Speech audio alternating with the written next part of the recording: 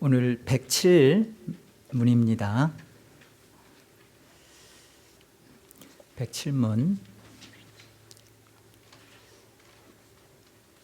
앞에서 말한 방식으로 우리 이웃을 죽이지 않으면 그것으로 제6계명을 다 지킨 것입니까? 아닙니다.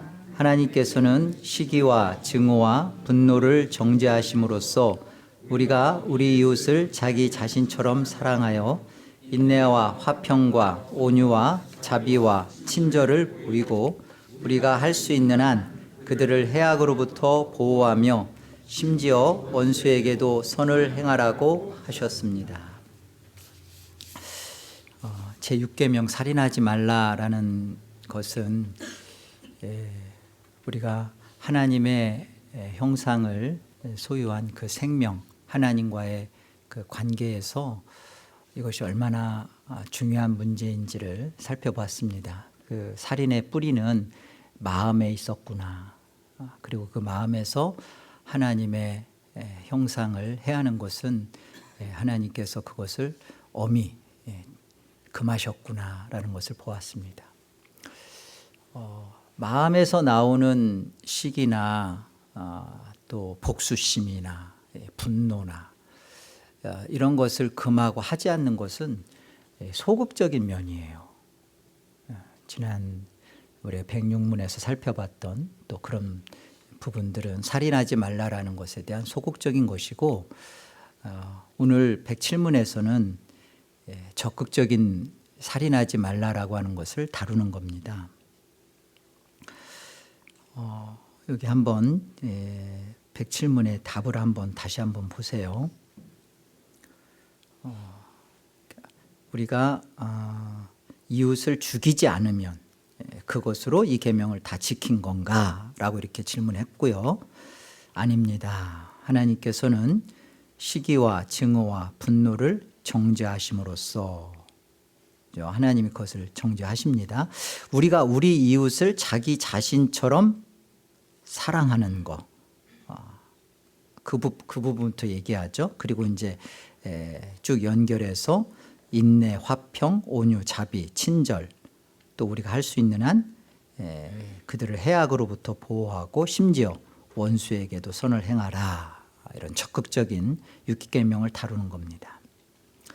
우리 한번 마태복음 22장을 같이 가보죠. 하나님 말씀 마태복음 22장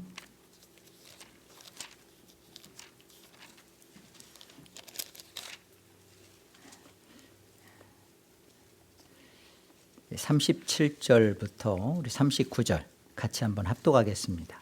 37절로 39절. 자, 함께요.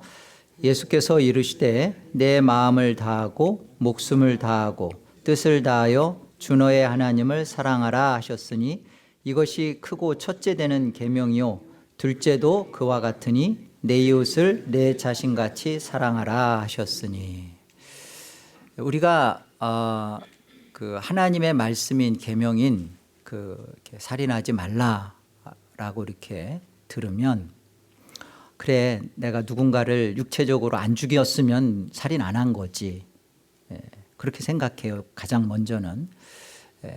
그리고 조금 나가면 그래 내 안에 미움과 그리고 어떤 그 복수심과 이게 분노가 있었다. 그것도 살인이었구나. 그렇게 우리가 이제 그 정도는 이해할 수 있어요.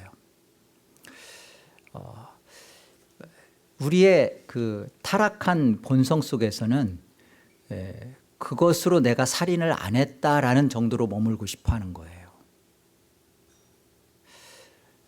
그런데 우리가 알아야 할 게 있어요. 내가 죄인인가? 나는 정말 지옥 갈 그 죄를 지었는가? 내 죄는 하나님이 보실 때 정말 그 예수님을 십자가에 못 박아 죽일 만큼 그렇게 끔찍하고 그 처참한 그런 죽음을 해야 할 만큼 그렇게 처절한 나에게 그런 죄가 그건가? 나에게 있어서 하나님이 보시는 내가 볼 때 죄인지 아닌지 내가 결정하는 게 아니라 이 죄는요 하나님의 속성에서 나오는 거예요. 하나님의 속성에 비추어서 그게 죄가 죄인지 아닌지 그렇게 죄를 봐야 되는 거예요. 그러니까 신론에서 우리의 인간론이 특별히 하나님이 어떠하신지에 대해서 우리가 그 하나님 앞에서의 우리의 모습을 만나야 죄구나. 이게 하나님이 보실 때 이거는 죄로 보시는 거구나. 그러는 거예요. 근데 오늘 우리가 육계명을 통해서도 우리가 진짜 끔찍하게 하나님 앞에서 맞닥뜨려야 할 사항은 이거예요. 우리는 우리의 타락한 본성 속에서 내가 인정하고 싶은 죄의 한계가 있어요. 근데 하나님은 말씀을 가지고서 분명하게 말씀을 하셨어요. 교리란 그런 겁니다. 하나님의 말씀에 대해서 정확하게 우리한테 되짚어 주는 거예요. 안경이에요. 성경을 보는 안경이에요.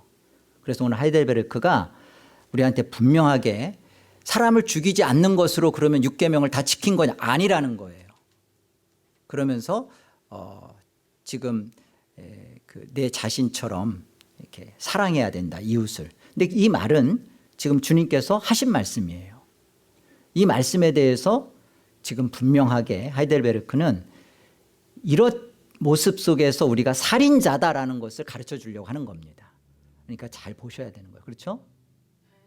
자, 한번 보세요. 말씀을 다시 한번 잘 보세요. 37절에 예수께서 이르시되 내 마음을 다하고 목숨을 다하고 뜻을 다하여 주 너의 하나님을 사랑하라.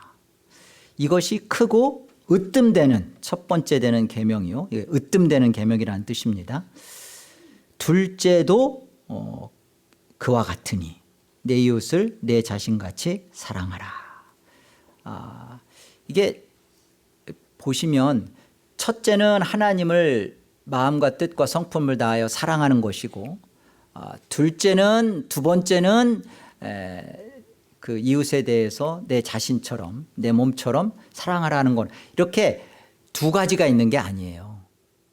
그러니까 순서상 두 번째 그냥 말했다 뿐이지 그 크고 으뜸되는 계명에 있어서는 같은 거예요. 그저 내가 단순하게 사랑하는 것으로 그 지금 사랑이 있는 것이 아니라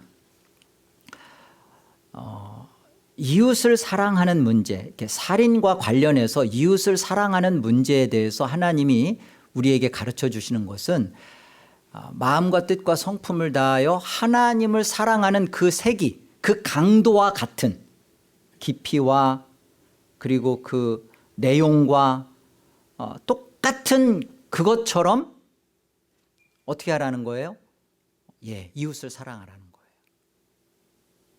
근데 이제 이게 잘 안 와닿죠.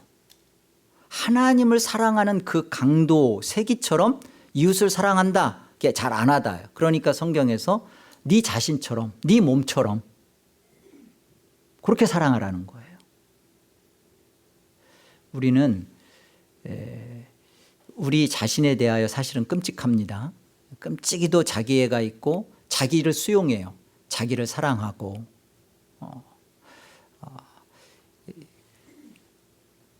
잘 알아요. 성경이 우리가 얼마나 우리 자신을 아끼고 사랑하는지를 잘 알아요. 그 내 자신을 보호하고 아끼고 사랑하는 그 마음이 어디로 나타나야 되냐면 그게 우리가 하나님을 사랑하는 그 마음과 같은 모습이고 실제로 이웃에 대하여 내가 나를 아끼고 보호하고 지키는 그 마음으로 이웃을 사랑하지 않으면 그거 하나님을 그렇게 사랑하지 않는 것이고 결국은 너는 그렇게 하나님 말씀을 지키지 않는 거다 이렇게 얘기하는 것이죠. 우리는 그 살인하지 말라라는 계명 앞에 이런 생각을 1차적으로 갖기가 쉬워요. 그래, 생각 안 하면 되지. 그 미운 사람 보기 싫은 사람, 그 꼴 보고 싶지 않은 사람 그냥 이렇게 무관심하면 되지. 근데 그 무관심하는 게 제6계명을 정면으로 반박하면서 저지르고 있는 고의적 살인이에요. 여러분, 빠져나갈 길이 없어요. 우리가 왜 지옥 가기에 합당한 인생인지, 왜 우리는 지옥인지가 계명 앞에서 우리가 이렇게 만나는 거예요. 회개를 안 할 수가 없어요.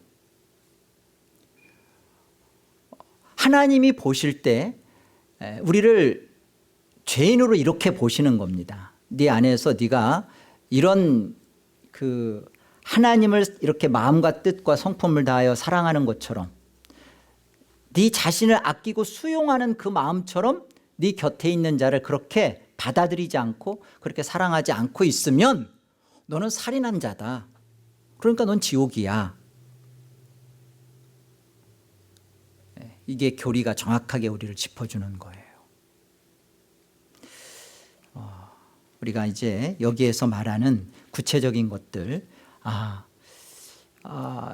하이델베르그가 그래, 구체적으로 적극적인 우리의 사랑의 모습, 적극적으로 우리가 살인하지 말라는 그 계명의 모습에서 지금 다루고 있는 내용을 한번 이런 부분에서 내가 이렇게 하나님 앞에 죄인의 모습이구나라는 걸 한번 좀 같이 생각해 봤으면 좋겠습니다.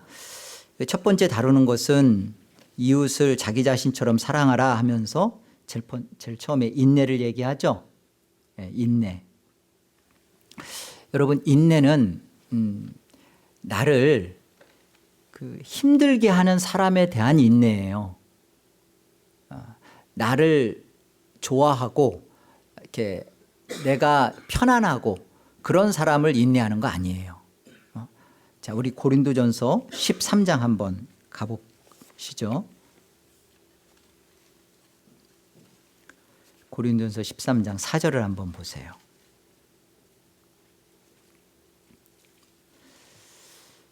사랑은 오래 참고, 사랑은 온유하며 시기하지 아니하며, 사랑은 자랑하지 아니하며 교만하지 아니하며, 무례히 행하지 아니하며, 자기의 유익을 구하지 아니하며, 성내지 아니하며, 악한 것을 생각하지 아니하며, 불의를 기뻐하지 아니하며, 진리와 함께 기뻐하고, 모든 것을 참으며, 모든 것을 믿으며, 모든 것을 바라며, 모든 것을 견디느니라.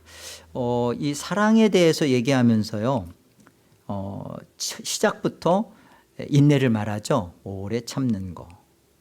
그리고 또 7절에 가보면 모든 것을 또 참으며 모든 것을 견디는 거다. 우리가 이 사랑 속에서 가장 중요하게 다뤄지는 이 견딤과 참음의 인내의 문제는요, 내가 싫어하는 사람이 있기 때문에 그래요. 내가 사랑하기 싫은 사람이 있기 때문에 이 부분에 대해서 다루는 거예요. 사랑은 사랑하고 싶은 사람, 사랑할 만한 사람, 내가 사랑하면 기브 앤 테이크가 이루어질 수 있는 사람, 고마워할 줄 아는 사람, 키우면 가능성이 있는 사람, 사랑을 주면 보답이 올 수 있는 사람을 사랑하는 것에 대하여 기다려주고 인내하는 거 아니에요. 우리가 자식은 뭐 인내한다 어쩐다 그러지만요, 자식은요 잘 그냥 참아줘요. 뭐 이 꼴 저 꼴 보지만 자식을 버리는 부모는 없습니다. 근데 우리가 누구는 버리죠? 누구는 버리죠? 내가 싫은 사람은 버려버려요. 내가 마음에 안 드는 사람은 처음부터 딱 선을 그어놔요. 이거 무관심, 버리는 마음, 이게 살인이라니까요. 이거 교리가 우리한테 가르쳐주는 거예요. 하나님을 사랑하라. 어떻게 해요? 마음과 뜻과 성품을 다하여. 똑같이 그것과 똑같은 수준과 똑같은 자리에서 크고 으뜸되는 계명인데 그게 뭐냐? 이웃을 사랑하는 거다. 어떻게 사랑하는 거냐?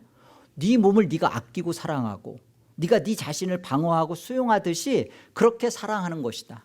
그런 사랑을 안 하면, 오늘 지금 첫 번째 나오는 인내 부분에 있어서 내가 사랑하고 싶은 사람만 사랑하고 사랑하기 싫은 사람은 무관심하고 선을 걷는 거, 그거 네가 살인죄를 지금 저지르고 있는 거다라고 말하는 거예요.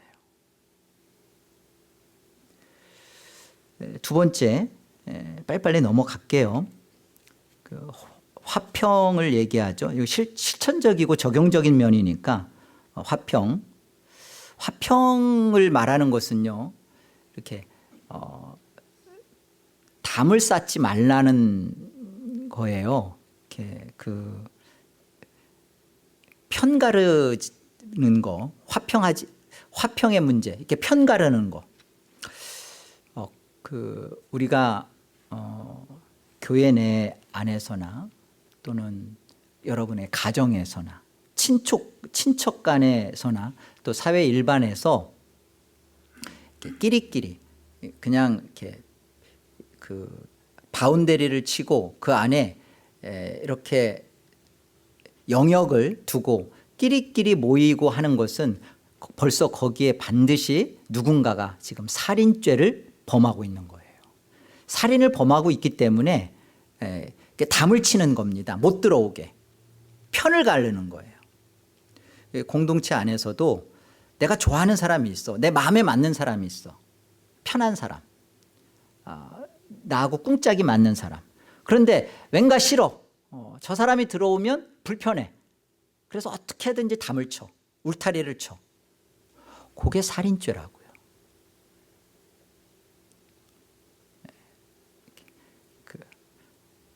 피해갈 길이 없을 겁니다. 이제 점점. 온유를 한번 생각해 볼게요. 온유는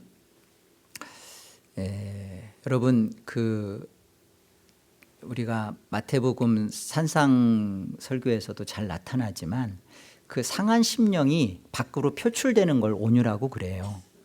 그 가장 온유한 자 그럴 때 모세를 말하는데 모세가 성품적으로 이렇게 따뜻하고 착한 사람이 아니잖아요. 그 얼마나 대단합니까? 그 하나님 말씀 돌판 가지고 왔다가 그 금송아지 보면서 하나님 말씀을 집어 던져서 깨부수는 사람이 모세였어요. 그 정도가 아니라 또 레위인들 나오라고 해가지고 그들을 통해서 그날로 그냥 3,000명을 다 칼로 죽여버렸잖아요. 그게 우리가 생각하는 온유의 모습은 아니죠. 그렇죠? 그러면 대체 성경은 왜 모세를 가장 온유한, 지상에서 가장 온유한 자라고 말할까요? 네, 그는 자신의 뜻이 있었지만 자기의 생각이 분명했고 소원이 간절했지만 하나님이 느보산에서 넌 못 들어가, 그냥 보고 죽어. 나이가 많아서도 아니고 눈이 어둡지도 않았고 정력이 있지만 그냥 너는 여기서 죽어. 네, 그냥 하나님 말씀의 뜻에 네. 가장 핑계대지 않아. 하나님 저한테 그 고생을 시키고 그렇게 이 40년 동안 끌고 왔는데 아니 들어보내야 없죠. 네. 왜 그러죠? 심령이 깨져 있기 때문에 그래요. 내 주장이 나오지 않는 거예요. 하나님께 박살난 데서 나오는 행위가 온유예요.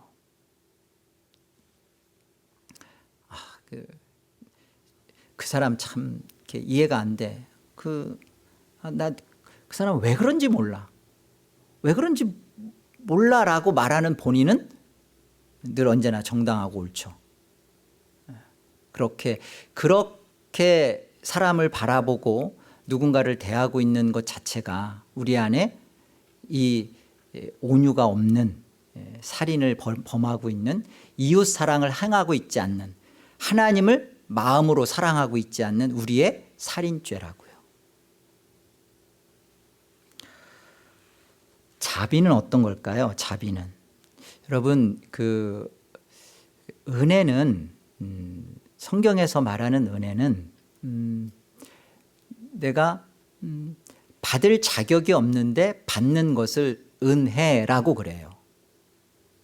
그러면 이 자비, 헤세드, 긍휼이라고 하는 것은 내가 마땅히 받아야 되는데 받지 않는 것을 자비라고 그래요. 헷갈렸죠?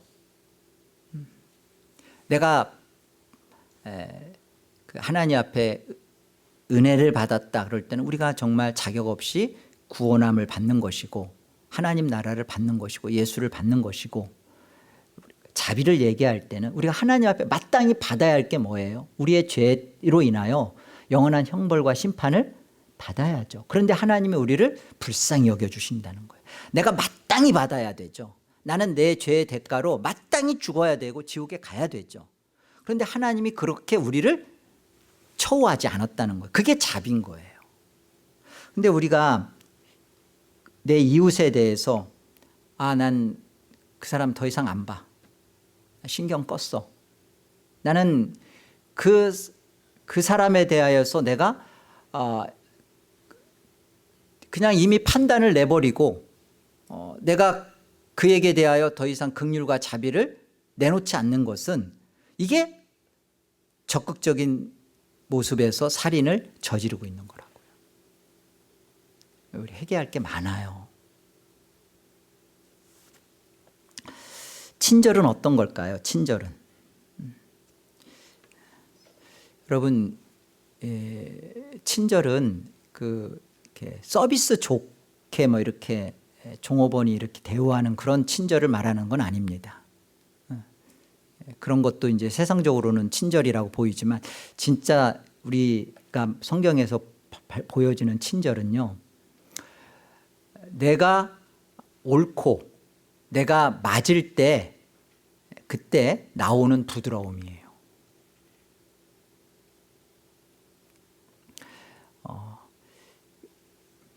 틀린 데서 박박 우기는 것은 그거는 뭐 친절 아니죠. 내가 내 자신에 대하여서 얼마나 나 자신에 대해 얼마나 관대합니까 우리가? 심지어 그런 말도 하잖아요. 뭐 남이 하면 불륜이고 내가 하면 로맨스고, 그런 것처럼 나 자신에 대해서는 굉장히 넓어요. 포용해줘요. 나 자신을 다 받아들여줘요. 내 자신에 대하여 갖는 그런 이해력과 그런 받아줌처럼 내가 친절이라고 할 때는 내가 맞고 옳고 정당할 때 그때 나오는 그 괴팍함이나 무례함이나 이런 것이 아니라 이때 나 자신에 대한 돌아봄이에요. 나의 언제나 나는 나 자신을 얼마나 사랑하는가, 나는 나 자신을 얼마나 이해해 주고 있는가, 나는 나 자신을 얼마나 생각해 주고 있는가. 틀렸는데도 나 자신에 대해서 소망을 끊지 않잖아요. 그게 친절이라고요. 그런 마음과 태도로 우리가 이렇게 이웃을 대하는 자세죠. 그래서 이 친절한지 안 친절한지 한번 이렇게 여러분 알 수 있어요. 한번 옆에 있는 사람한테 물어볼 수도 있고, 나 친절해요? 이렇게 쉽게 말하면 나하고 이렇게 밥 먹기 편해요? 그러면 돼요. 근데 밥 먹기가 그 사람하고는 만나고 싶지도 않고 불편해. 그런데 그 사람 말하는 건 늘 오라. 그런데 같이 있고 싶지 않아.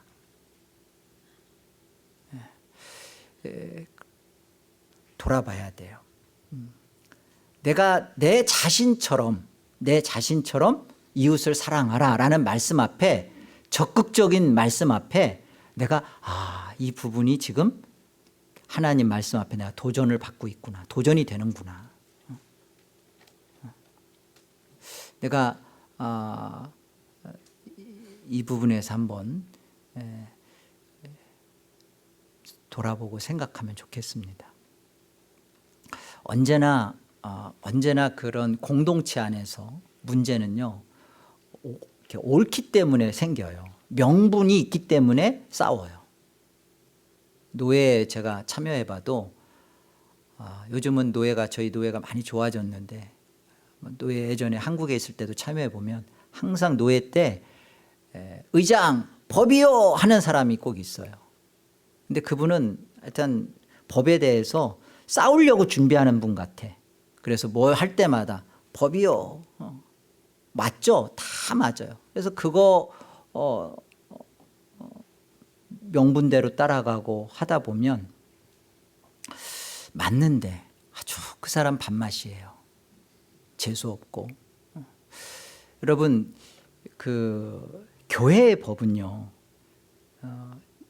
항상 이것이 성경 위에 있을 수도 없을 뿐만 아니라 성경 아래 최하위법이에요. 가장 이렇게 질서를 못 잡을 때 어려울 때 그때 법을 갖다 생각하면 되고 나머지 때는 법은요 성경 안에서 그 안에서 그냥 풍성하고 자유로우면 돼요. 우리가 진리와 생명을 살리는데 법이 그 진리와 생명 속에 제한을 시키면 안 돼요. 그건 불친절한 거예요. 내가 정말 하나님의 생명을 가진 자로서 어느 법 안에 들어가 있는지를 잘 기억하세요. 그러므로 이제 그리스도 예수 안에 있는 자에게는 결코 정죄함이 없나니 이는 죄와 사망의 법에서 생명의 성령의 법이 너를 해방시켰다고 그러잖아요. 그러니까 내가 어느 법이 상위법인가를 잘 보세요.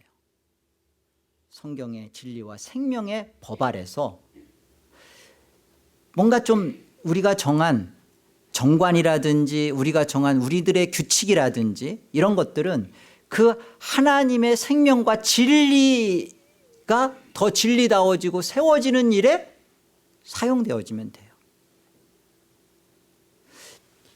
세상의 어떤 가치 기준처럼 희생하더라도 어떤 생명이 손해를 보고 다치더라도 법을 지키겠다. 이게 불친절이라고요. 이해가 있기를 성령의 조명이 있기를 바랍니다. 또 생각해 볼 것은 여기 그들을 해악으로부터 보호하며 라고 되어 있죠. 우리가 할 수 있는 한 그들을 해악으로부터 보호하며, 이 말은 한마디로 말하면 그냥 험담이에요. 그들을 해악으로부터 보호한다는 말은 그 사람이 밉다고 나쁜 말을 짓거나 그리고 그 사람에 대해서 그 나쁜 말을 퍼뜨리거나 또 그 나쁜 말을 하는 그곳에서 같이 동조하는 행위를 말해요. 그것을 그들을 해악으로부터 이렇게 보호한다. 그렇게 하지 않겠다는 거죠. 나쁜 말이 그들에 대해서 막 얘기되고 험담이 있고 그럴 때 뒤에서 막 이렇게 말들이 하고 그럴 때 그것에 대해서 내가 함께하지 않는 거죠. 그 얘기를 하는 겁니다. 그리고 그 다음에 보면 심지어 원수에게도 선을 행하라고 원수를 사랑하라 라는 말을 하셨죠. 우리 마태복음 5장 하나님의 말씀, 마태복음 5장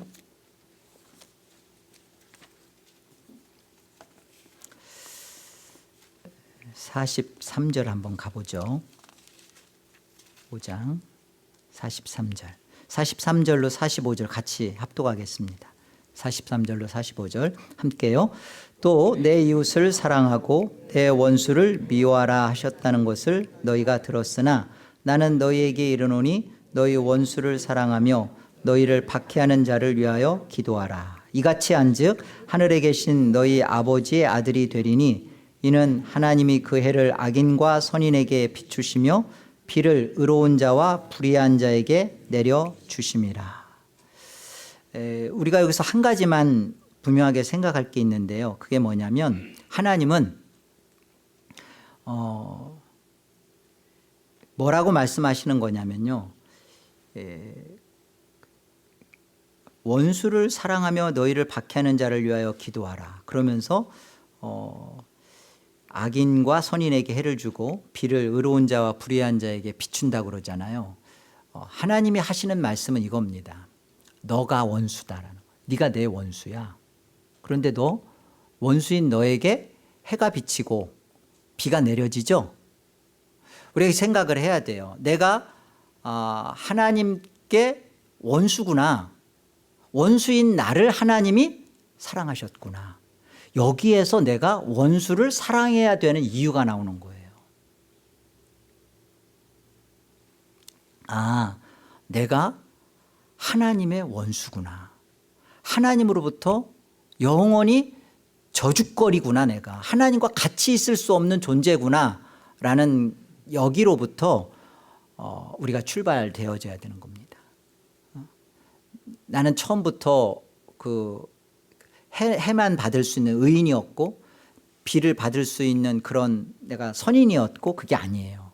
하나님이 의로운 자와 불의한 자에게 비를 주었던 것처럼 하나님 앞에 우리 자신이 먼저 분명히 알아야 될 것은 내가 하나님 앞에 원수된 자였다는 거.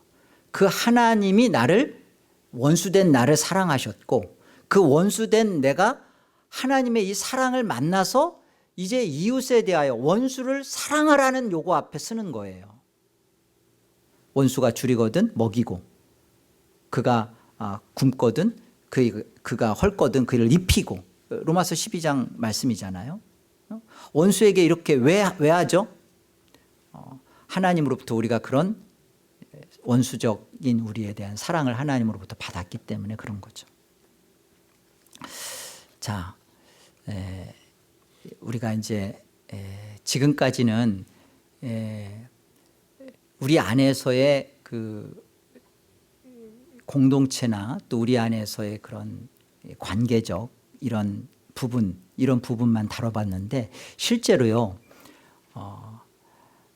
우리가 진짜 이 제6계명 살인하지 말라라는 것을 성경이 실제로 적용시켜 주시는 본문 말씀이 있어요. 그러니까 우리 안에 이게 나는 살인죄라고 생각 안 했는데 이것이 정말 살인죄구나라고 성경이 말하고 우리한테 적용시켜 주는 본문이 있습니다. 한번 같이 가보죠. 에스겔서 33장 가보세요.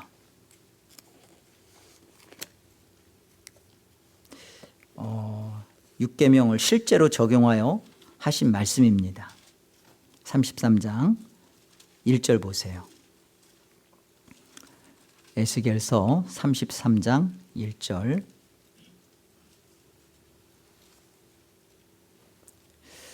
여호와의 말씀이 내게 임하여 이르시되 인자야 너는 내 민족에게 말하여 이르라. 가령 내가 칼을 한 땅에 임하게 한다 하자. 그 땅 백성이 자기들 가운데 하나를 택하여 파수꾼을 삼은 그 사람이 그 땅에 칼이 임함을 보고 나팔을 불어 백성에게 경고하되 그들이 나팔 소리를 듣고도 정신 차리지 아니하므로 그 임하는 칼에 제거함을 당하면 그 피가 자기의 머리로 돌아갈 것이라. 그가 경고를 받았던들 자기 생명을 보존하였을 것이나 나팔 소리를 듣고도 경고를 받지 아니하였으니 그 피가 자기에게로 돌아가리라. 그러나 칼이 임함을 파수꾼이 보고도 나팔을 불지 아니하여 백성에게 경고하지 아니하므로 그 중에 한 사람이 그 임하는 칼에 제거당하면 그는 자기 죄악으로 말미암아 제거되려니와 그 죄는 내가 파수꾼의 손에서 찾으리라. 무슨 말이죠?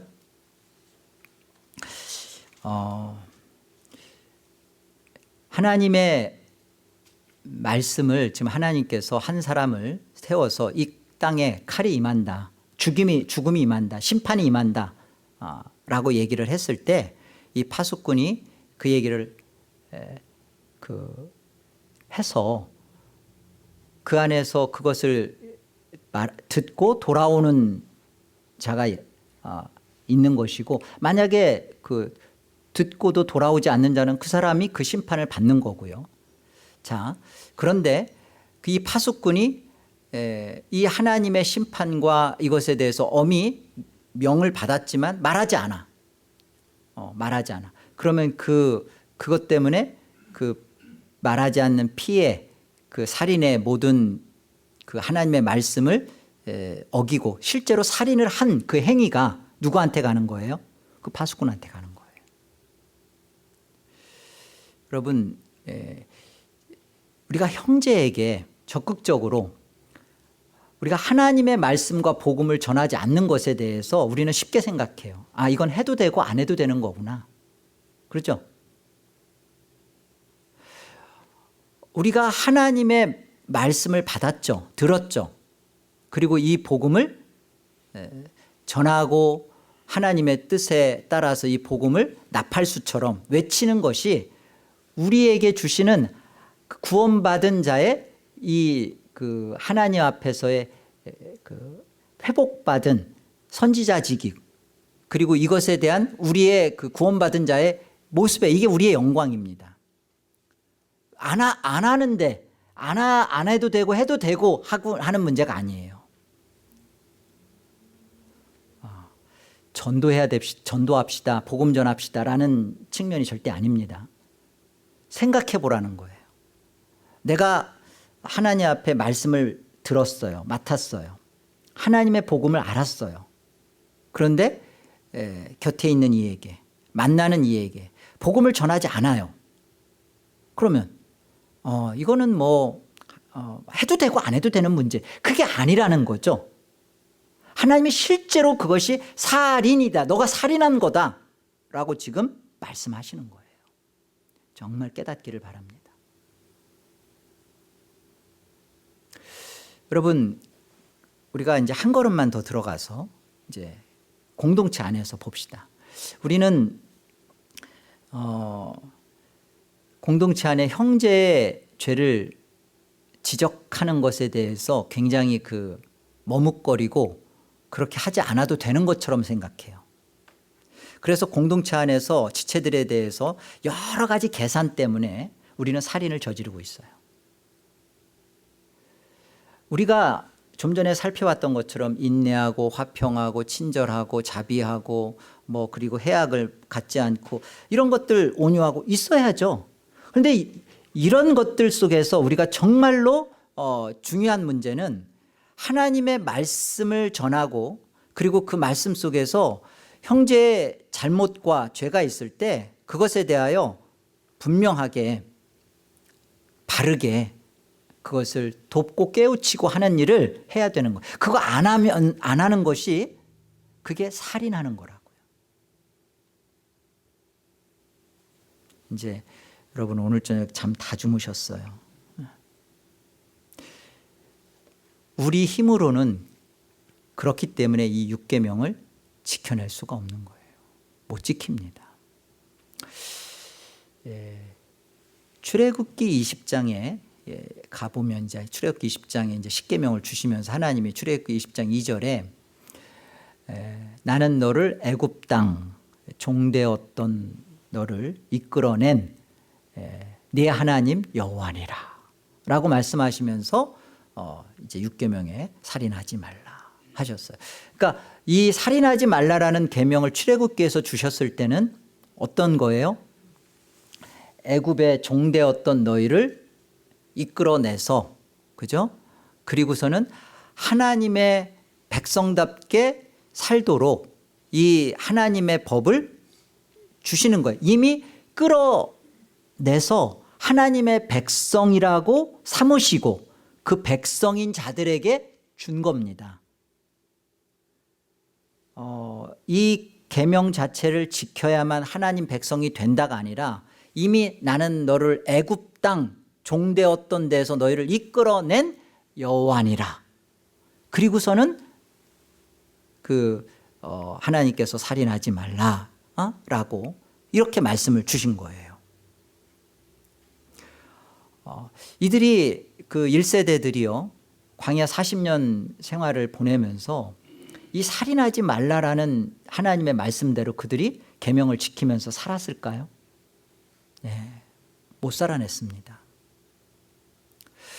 하나님이 이제 신명기 5장에서 이제는 하나님께서 제2의 다시 한번 신명기를 통하여 교훈하시면서 다시 한번 이 세대들 이들을 향하여서 다시 교훈하시고 말씀하세요. 똑같은 말씀을 또 하세요. 신명기 5장에 가보면 나는 너희를 애굽 땅 종되었던 데에서 이끌어내는 너의 하나님 여호와니라 똑같이 말씀하십니다. 그리고 살인하지 말라 똑같이 말씀하세요. 어떻게 해요? 이제 너희가 이 애굽의 땅에서, 종되었던 땅에서 구원받아서 이제는 생명의 땅, 이 가나안 땅에 들어가서 너희는 이렇게 살아야 된다. 적극적으로 이렇게 살인하지 말고, 이렇게 우상과 타협하지도 말고, 이렇게 적극적으로 하나님의 백성답게 하나님을 사랑하듯이 내 이웃을, 형제를, 주변에 있는 이들에 대해서 이렇게 사랑해야 된다라고 가르쳐 주셨어요. 그렇게 해 주셨어요. 자, 그들이 가나안 땅에 실제로 2세대들이 하나님의 은혜로 들어가서 어떻게 그들이 정말로 이렇게 하나님의 말씀대로 하나님을 사랑하고 자기 자신처럼 그 형제를 그렇게 사랑했나요?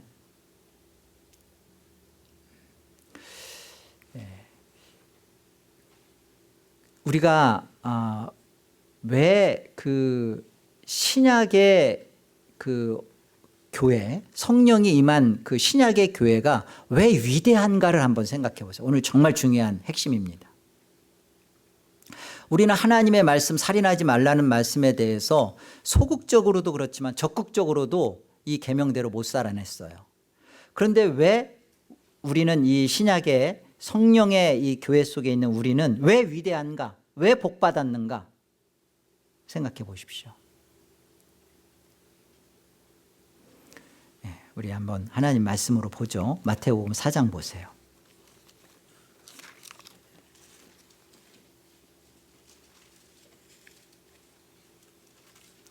마태복음 4장 12절 보세요.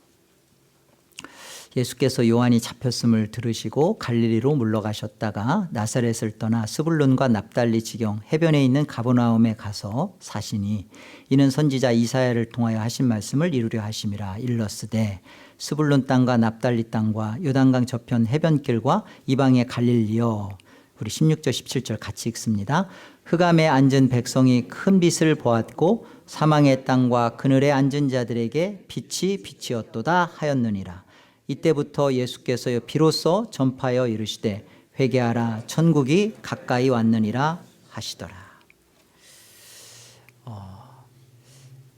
우리 안에 예수님이 실제로 오셔서 그분이 십자가에서 죽으시고 부활하시고 그리고 성령이 오셔서 우리 안에 내주하시고 함께 하신다는 은혜가 무엇인가를 여러분 그것을 한번 생각해 보세요.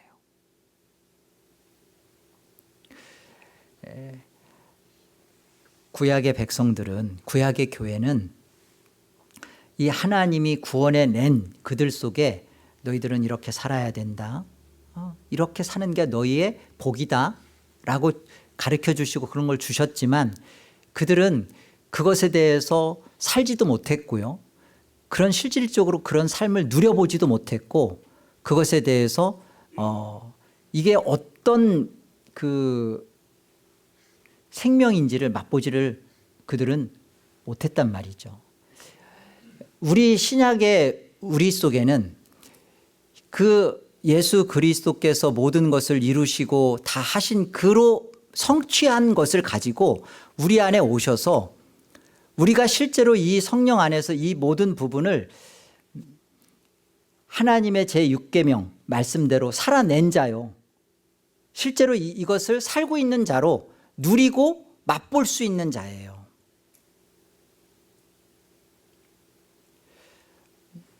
성령이 우리 안에 계시잖아요. 그래서 주님께서 이제 우리 안에 하시는 게 그거예요. 우리 안에, 내 안에서 회개하라 천국이 가까이 왔느니라. 우리 안에서 안 될 때마다 내 안에서 온유가 안 되고 친절이 안 되고 자비가 안 되고 자꾸 내 안에서 험담이 생기고 내 안에서 내 자신을 사랑하지만 내 자신을 사랑하는 것처럼 이웃을 사랑하지 못하고 복음을 위하여 살지 못하고 했을 때 우리 안에 회개하는 은혜의 기쁨, 회개하는 그 순간 우리 안에서요, 우리가 그렇게 또 살아내야 된다라는 부담감과 그렇게 해야만 천국 간다는 게 아니라 이미 예수 그리스도 안에서 다 성취된 이 하나님의 모든 계명을 지킨 자로서 실제로 그 회개하는 순간 우리 안에 이것을 이룬 기쁨을 맛보기 시작하는 거예요. 그것 때문에 예수님이 오신 거거든요. 율법을 완성하시고 성취하시려고. 그래서 우리가 우리의 힘으로 이제는 내가 자비해야지, 이제는 내가 온유한 자가 돼야지, 내가 친절을 베풀어야지. 그것은 또다시 우리 힘으로 되는 문제가 아니라 우리가 진짜 회개하는 자리로 들어가는 거예요. 정말 회개하고, 이제는 그러니까 예수님이 오셔서 죽으셔야 됐겠구나. 그래서 예수님이 부활하시고 하늘로 가셔서 성령님을 보내주셨구나. 그래서 제발 성령으로 인하여서 살아가는 이 이웃을 사랑하는 이 문제가 내 안에서 경험되기 시작해야 돼요. 이것을 우리는 기독교 신앙으로 갖고 있는 겁니다.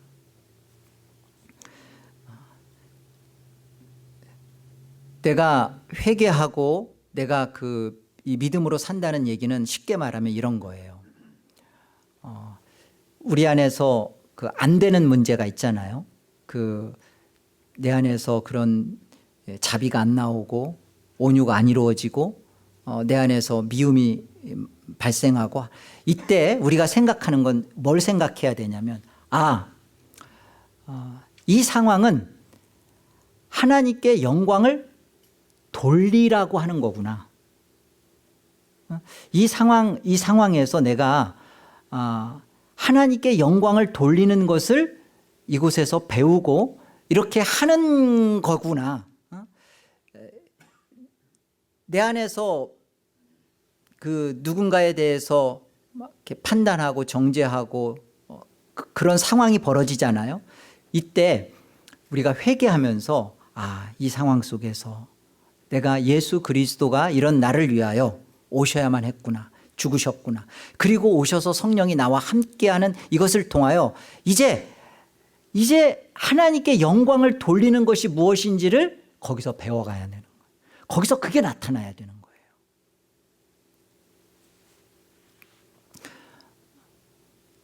내 자신이 내가 할 수 있는 문제면 예수님이 오셔서 죽을 이유가 없겠죠. 그리고 예수님이 죽음으로도 안 되니까 그가 부활하셔서 다시 성령으로 우리 안에 오셨잖아요. 그래서 이 상황 속에서 내 힘으로 살아가는 게 아니라 이때마다 이 상황은 내가 하나님께 영광을 돌릴 수 있는 상황이구나. 누군가에 대해서 험담이 일어나고 미움이 발생할 때 그때 돌아보고 생각해야 돼요. 이 상황은 내가 하나님 앞에서 살아야 되는 문제고 하나님의 영광을 드러낼 수 있는 문제고, 이 싸움을 해야 되는, 여기서 회개해야 되는 거죠. 그게 예수를 정말로 사랑하는 인생이고, 그게 오늘 6계명을 완수한 자고 성취한 자의 믿음의 삶입니다. 그렇게 사시기를 주의 이름으로 권합니다. 하나님 감사합니다. 하나님의 계명 앞에 피해갈 수 없는 우리의 지옥과 하나님의 원수됨을 고백하고 시인합니다. 하나님, 이 안 되는 문제를 마치 나는 할 수 있는 것처럼, 마치 내게는 이루어진 내 스스로의 힘으로 이루어 갈 수 있는 것처럼 했던 이 거짓됨, 그 거짓됨에서 끊임없이 내 영광에 파묻히고, 그리고 끊임없이 예수 그리스도를 현저하게 십자가에 못 박고 욕보이는 우리의 죄악됨을 내놓습니다. 하나님, 예수님께서 이 하나님의 원수된 우리를 위하여 십자가에 죽으시고 부활하시고 또 성령으로 우리 안에 찾아오셔서 우리 안에서 그리스도가 이루신 모든 것을 다 우리 것이 되게 해주시고, 우리 것이 된 그 상태 속에서 우리 안에 나오는 험담과 우리 안에서 나오는 거짓됨과 미움 속에, 이곳에서, 이 상황에서 우리만이, 예수님을 가진 우리만이 이곳에서 나를 부인하며 하나님의 영광을 나타내고 하나님의 영광을 위하여 내가 십자가에 못 박히는 이 믿음의 삶을 살게 해주셔서 감사합니다. 하나님, 이 삶을 배워가게 하시고 살아내게 하시고, 그래서 예수를 믿는다는 것이 막연한 먼 나라 얘기가 아니라 내 안에서 실제고 현실적으로 내 날마다 맛보아지는 실제적인 믿음의 신앙인 것을 우리 안에서 경험케 하여 주시옵소서. 하나님의 영광을 위하여 산다는 것이 막연한 것이 아니라 내 현실과 이 상황에서 이루어진 그리스도의 승리 안에서 우리만이 살아낼 수 있는 이 싸움, 이 현실을 살아내게 하여 주시옵소서. 모든 영광 하나님 아버지께 올려오며 예수님의 이름으로 기도합니다. 아멘.